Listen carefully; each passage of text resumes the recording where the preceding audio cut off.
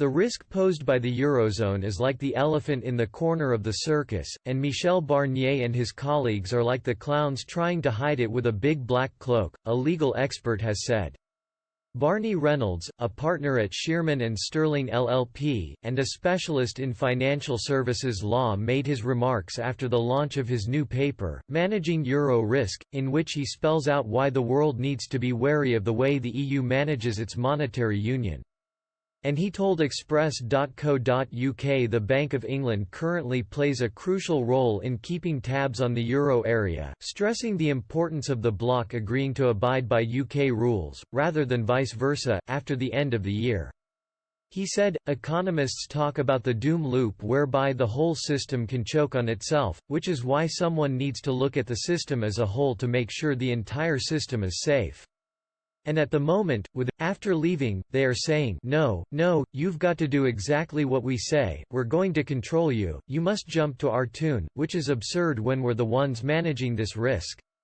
Mr. Reynolds stressed, if we're going to allow for dealings with the EU 27 counterparties in a reliable way, and allow their financial institutions to have branches here which carry on dealing, as now, in the global markets, then we need a predictable equivalence arrangement, which means we need it to be binding, high-level outcomes-based, subject to independent adjudication and absolutely crystal clear.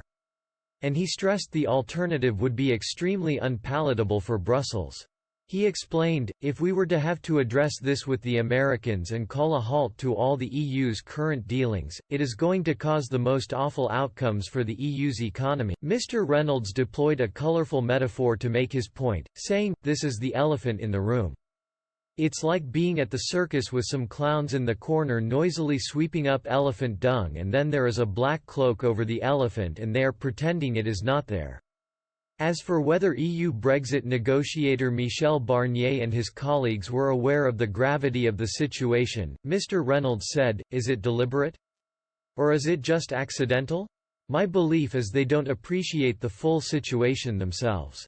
I think lots and lots of tiny decisions on rulemakings have been taken and accumulated over time, and each time people think it's reasonable.